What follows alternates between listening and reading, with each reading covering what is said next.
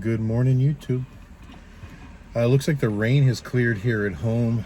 Not getting a lot of stuff done today, actually. Trying to finish up on paperwork and running some errands. Right now I'm sitting outside of a salon. I dropped Katie off here a couple hours ago to get a massage done. She uses massage therapy for a lot of her medical issues as an alternative to taking some of the medicines, and it seems to be beneficial to her. So we found this new masseuse about a month or so ago, just after we came back from Sturgis, actually, and she does a fantastic job. So her massage appointment should be done any moment. So me and Jixer are just sitting here hanging out, waiting for her to come out of the office. And then I don't know what else I'm gonna get done today. While I was waiting for her, I went and did some errands. I was trying to find a product called 3M 5200. And luckily, I was able to find some at one of the local marine shops. So this is what it is: 3M Marine Adhesive Sealant 5200. This is the white. They've also make it in a black. Now, I came across this stuff. I was recommended by someone that I know when I was doing the paint job on Goliath. There was a lot of parts and pieces that I had to take off and put back on, and they needed to be sealed when they were reinstalled. And instead of just using a regular caulk that wears out really fast, this marine sealant is super durable. It's actually designed for boats, and it can be used both above and below the waterline. Now, I know my channel's not about, you know, promotional products, whatever. I mean, this is just stuff that I'm using. I'm not paid by them or anything like that. But I found that a lot of my subscribers like it when I'm detailed about what it is that I'm doing and the products that I use.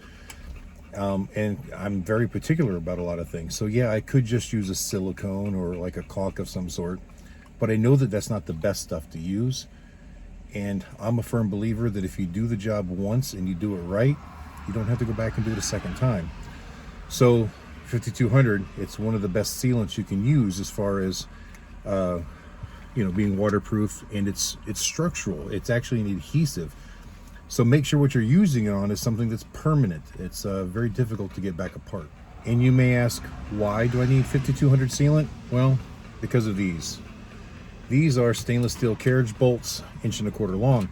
With this new Renegade trailer, trying to get it set up to hold the stuff that I needed to hold in place while we're traveling, I add E-track to the inside of the trailer, which I had in the other trailer as well. However, the other trailer, the Forest River, like most trailers, it was designed with, basically it was a cage, and it had an outer wall, it had a layer of insulation, and then it had the inner wall. So there, what I would do when I was attaching the E-track is I would find the studs that were in the wall, which were steel studs, and I would use a self-drilling fastener of some sort, and that's where I would get my attachment points. However, the Renegade trailer is designed completely different. There is no frame within the walls.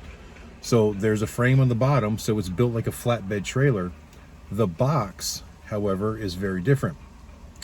It uses a 5/8 plywood that is coated on both sides with fiberglass. And that's why you don't see any seams in the side of that trailer. So there's no insulation in it realistically. And the only support that it actually has holding the trailer together are the 4 corner pieces and then the roof rails.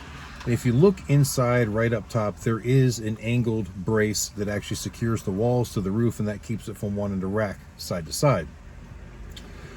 And I didn't know that when I first bought the trailer. I didn't realize that until I got home. So when I got home and I finally decided to start adding my E-track to it, I called the company and said, hey, I need to know if you have a blueprint for this trailer so that I know where my studs are, so I know where my good anchor points are going to be. But also I need to put an awning on this trailer, and I want to know where the good points are to attach that as well to be the most structurally sound it can be. And they did. They sent me schematics from when the trailer was built, even though it was a long time ago. And Renegade doesn't even build trailers anymore. They only do drivable RVs at this point. So why are you breathing so heavy? Hey, say hi to YouTube. All right, anyway. So in order to add the E-track, I either have to use a very short screw that will not penetrate the wall because you will see it from the outside, and my concern there was a very short screw and 5/8. really not going to get as good a securement as I think I'm going to need. So what I've decided to do is, where I'm putting the E-track or anything that I need to fasten inside the trailer, is I have to drill all the way through the wall to the outside, i.e. the carriage bolt. I can put this in from the outside. You've got the smooth head, looks like a rivet. In the 5200, I want to put a small bead right around the inside of this as I install it. That way water can't get in and soak into the wood that the wall itself is made of. Now I believe it's a pressure treated wood that they use, but I'm not going to swear to that. I know the floor was. When we pulled the floor out to do one of the frame repairs that we did the other day, it looks like it's all pressure treated. Sorry, she's distracting me. She's over here like licking herself and doing all kinds of weird things, making noise. You know I'm trying to record right now, don't you? Goof. You're a big goof. So anyway, that's why I need the sealant. That's why I need the carriage bolts. And I had to order these. No place in town had enough of them. I bought these through Fastenal, but when I went in there, actually before we went to Ocean City, they only had 37 of these. So I ordered another 100 because I don't know how many I'm going to need, and I like to have them on hand just in case. So I got 2 big bags of them, along with nylock washers. I'm sorry, nylocks and stainless steel washers for the inside, so that everything's, you know, rust resistant. And yeah, you're gonna see these on the outside, but you know, there's other things that went through that trailer already that you could see things for, so it kind of meets the theme. And truth is, Goliath has got rivets every 3 feet on it. I mean, there's just rows and rows and rows of rivets. So it kind of still fits the theme with Goliath. And eventually I will paint that trailer to match Goliath, and at that point all the heads will get painted the same color, and they won't be as noticeable as they are on the white background. So that's where we are there. I don't know if I'm going to get to do any of these repairs today or not, so I just kind of hang out and see how things go.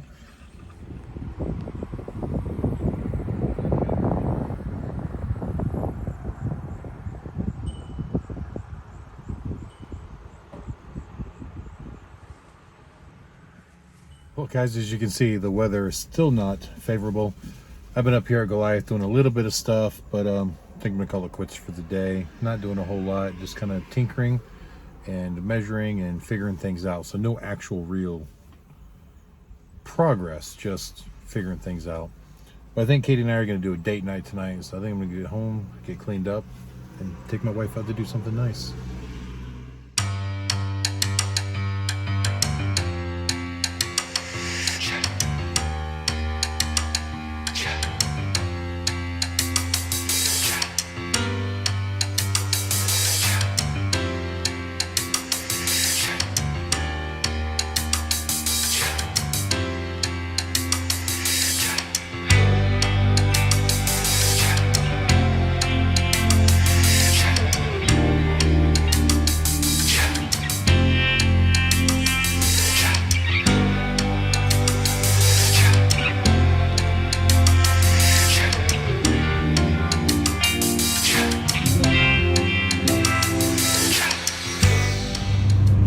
Alright guys, it is now the next morning, and as you can see, more rain. Not getting any of the things done that I really needed to get done to get ready for Daytona, but we're still getting things done. So this morning I've got my daughter with me over here. Say hello, Michaela. Hello. And my granddaughter, of course. And we are going through the Oconee Gorge. Ocoee or Oconee? Ocoee. Yeah, I guess there's no E in it, or no N in it, sorry. On our way over to Cleveland, Tennessee to pick up a little bit of roofing material. So, no motorcycle content today, but we're kind of trucking. Not really, but kind of. I mean, we're driving a truck, and I am towing a trailer, so I guess that kind of qualifies as trucking.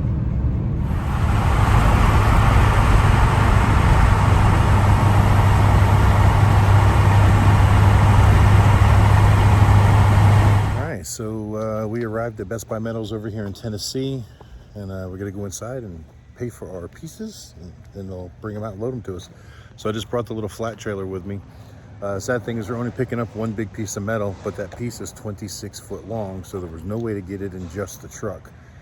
Hopefully they'll have it all crated up and make it easier to tow back home. Now, you know, normally we buy, you know, multiple pieces for the roof project, but we were just one short. And so the math got a little bit messed up, and we had to take one of our long pieces and cut a shorter piece out of it, and now we're having to replace that long piece. So I took the ramps for the trailer and just strapped them down there because it'll support the back end of the crate. The front end will sit up there, so you get some overhang in the front, and the rest will overhang off the back. It's only about a 60-mile ride home. It should work out fine.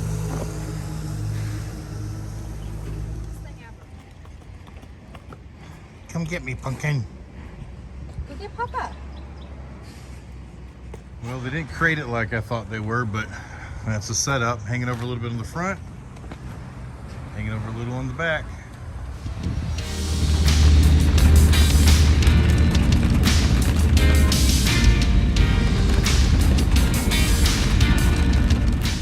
All right, guys, you're not going to believe this, but we're on day 3 of this video now, and still no good content.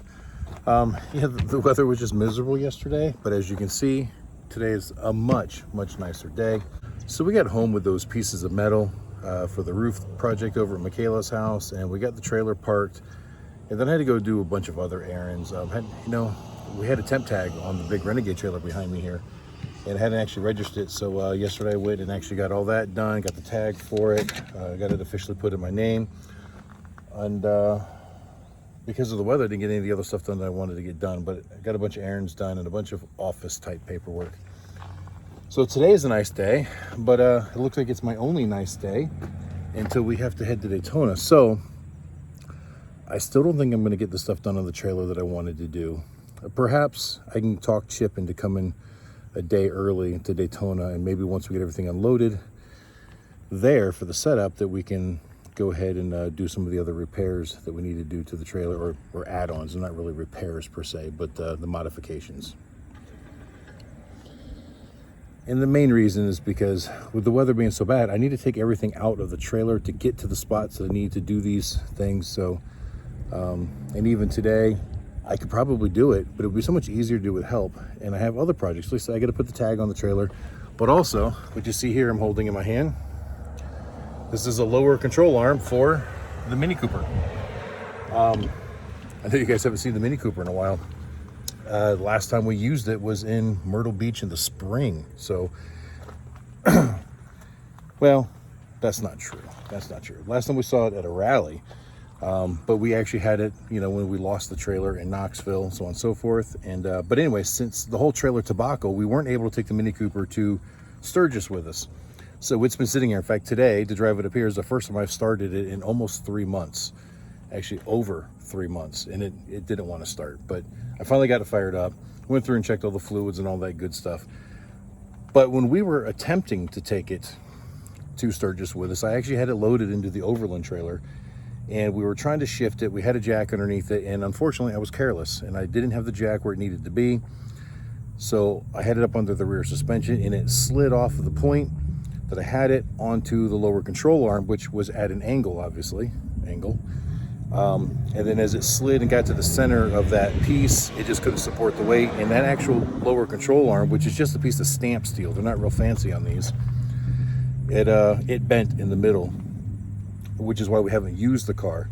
I drove it up here. It was the first time I've driven it since then, and it drives fine. You probably wouldn't know that it was bent, but I can guarantee that over time it would have worn out the tires. So I bought those new lower control arms, which are much beefier and they're fully adjustable. And they were actually cheaper than buying the OEM one. So I'm going to try to get that done so that we can take the car to Daytona with us. This way, Katie does not have to follow me in the pickup like she did on the way to Myrtle Beach for the fall rally. And we can actually get the car loaded in here and get things kind of somewhat back to normal. All right, guys, I'll be back in another few. All right, guys, so here I am under the Mini, and that is the lower control arm for the passenger side. You see it's straight, but you see it's just like a stamped piece of steel. It's kind of bent over. And then here's the one on the driver's side that I bent. So that's what we're going to replace. Should just be a bolt on either end. Hopefully it'll be nice and easy. And then replacing it with this, which is a much beefier, stronger piece. All right, guys, I spent the last half an hour, 45 minutes trying to remove the bent trailing arm so that I can put the new lower control arm on there. And I got the bottom bolts out without a problem. The top bolts, however, I cannot gain access to the bolts without removing the fuel tank. Now I tried. I loosened up the fuel tank so I could move it and wiggle it a little bit. Can't get enough clearance in there. And I can't remove the fuel tank without removing the exhaust, because there's a hump in the fuel tank and the exhaust runs right through the center of it. Also looks like there's a brake line going to the rear that runs through there as well that I'd have to remove. And of course right now the fuel tank is absolutely full. So I think we're gonna put this project off for a little bit. I think we're still gonna take the car to Daytona with us. We're not gonna drive it much there. Like I said, it's safe to drive. It's just gonna wear this tire unevenly. But we don't put very many miles on it when we're in Daytona. We run a couple blocks here, a couple blocks there. And then maybe when we get some time in between, I'll find a shop that can throw it up on a lift and do it, or maybe I'll just wait till I get it back home and put it in the shop. That way, if it takes me a little bit longer. But out here in this, gravel, I just don't feel like pulling all that apart right now. And I'll be honest, the exhaust system on this is pretty much garbage. I've already had to cut the muffler off because it was full of rust holes. Remember, this was a Minnesota car, so everything down here is rusty. In fact, even the few bolts here that I did get out, I had to work them in and out, in and out, in and out a bunch of times with lubricant on them in order to get them to come out because they were just so rusted up. But I got them out. There wasn't a problem there. So yeah, I just don't think this is a project I want to get into today. So we're going to postpone this one. So hang out. We'll see what else we do today. Anyway, as I was saying, the exhaust system is pretty well shot. So I know I need to buy a new exhaust system for this car. So I might as well wait till I have the new exhaust system ready. If I've got to pull this one out, I might as well have the new one ready to go in before I go through and do this job. So that's one of the reasons, along with everything. We're just going to postpone repairing this for right now. Like I said, it's safe, but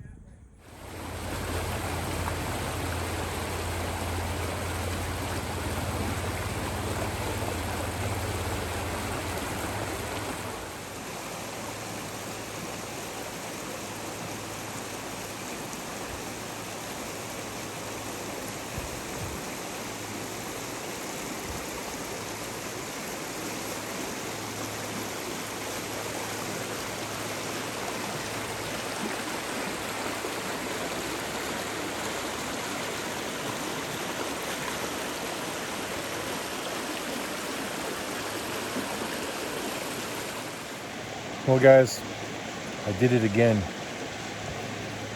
When last we spoke, I just finished trying to get the lower control arms on the Mini. When I was done with that, I loaded the Mini into the trailer and got everything secured there for our trip. And then I came home and finished mowing the lawn. The lawnmower broke. Had to fix the lawnmower, actually then finish the lawn. And then never recorded anything else. So it's actually Saturday now. So it's day number 4. Yeah, so day number 4 on one video. That's unheard of for me. I just been caught up with so much stuff that I had to get done. I not thinking about grabbing my phone and doing it. So this morning, since I got the mower fixed last night, I went up and mowed the yard where we keep all the trucks. And worked in my daughter's car for a little bit, ran a load of trash to the landfill. Just busy stuff, keeping me going most of the day. It's like 3:30, 4 o'clock in the afternoon now. I've been going most of the day, but haven't been pulling my phone out to record.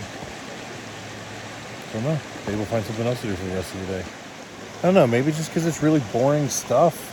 Just so mundane, nothing exciting. It's just, doing what's got to get done. At least when we go to work, what we do for work is kind of exciting. What I do around the house, it's a lot of work still, but it's not exciting work. It's just stuff that's got to get done. Yeah, so I decided to take a 5-minute break down here by the creek. Definitely one of my happy places. Just the sound of the water flowing over the rocks, watching the leaves fall off the tree, hit the water, and they get whisked away. It's one of the little things in life that I really enjoy.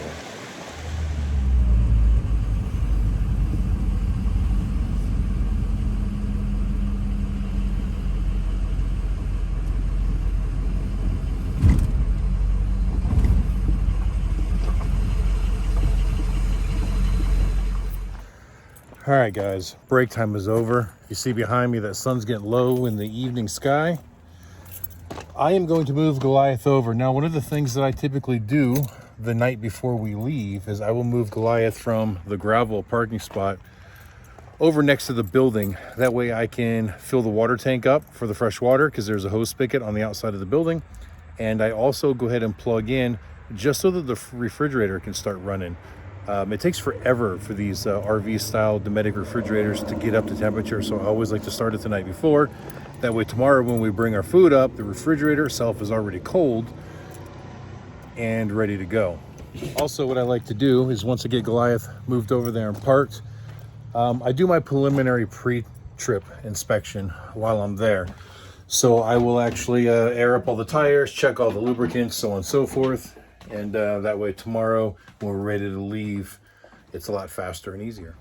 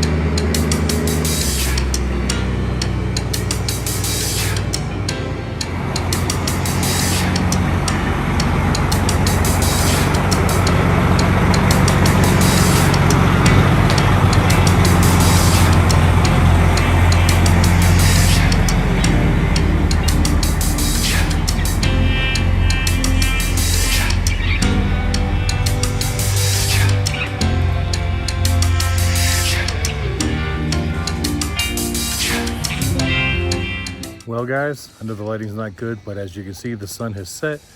I think I got pretty much everything ready to go. I've gassed up the generator, checked the oil in the generator, got all the tires filled up. Now, I do have one tire that seems to be low every single week when I pre-trip it. It's the front right inner drive tire. And those are all brand new tires I just put on there at the beginning of this year, back in March. So maybe I'll stop someplace at a TA or something on the way and have them check it out. After all, they did it. Hopefully they'll warranty any issues that may be there. It could just be a leaky valve stem or something. I don't know. But it's never held air since the day they put it on. So every time we take a trip, I've got to bring it back up to 110. If it sits for a week, it's back down to 30 or 40. So I've got about 20 gallons or so more water that needs to go into the freshwater tank. And then as soon as that is done, I'm going home. So we're going to head and close this video out for right now. But thought before we did, give you a look at this thing at night. I know you guys don't get to see the night pictures of it very often.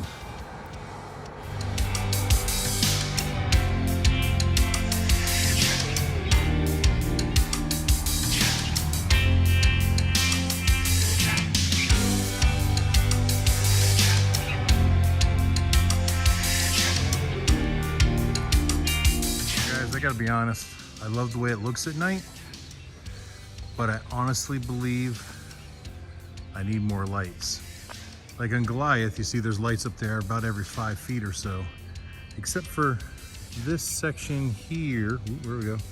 Except for this section here along the bottom. It just looks naked right there. Now there is a light right here that is turn signal only, so it will come on when we're turning, but I think there needs to be a few more lights there on both sides of the truck. Then over here on the trailer, I think we need a few more along the bottom. I think I want to double up with the ones on the top. And of course, all of the trailer lights are incandescent. You can see how much dimmer they are compared to the LEDs that are on Goliath. So I definitely want to get all that converted.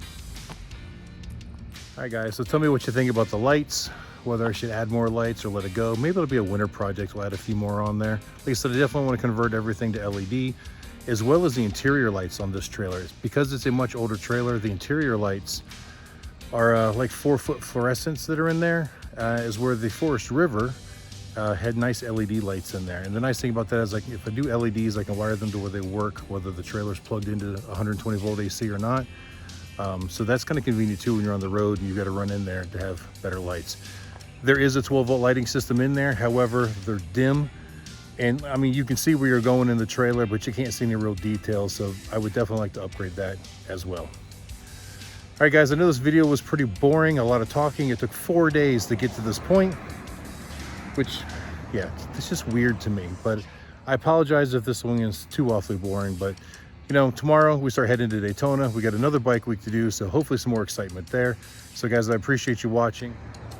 Remember, we are going to be giving away a set of love jugs when we hit the 10,000 subscriber mark. If you guys want that set of love jugs, we gotta get the word out there. We gotta get the subscriber count up to get it. So I'm gonna start trying to mention it in every single video. Please like, share, and subscribe. If you want to win those love jugs, you've got to be subscribed to the channel. And if for some reason you don't want the love jugs, say you're not into motorcycles, don't worry about it. We'll give you the equal value of something. All right, guys, thank you for watching. Have a good night. Until the next time I see you, keep those engines running.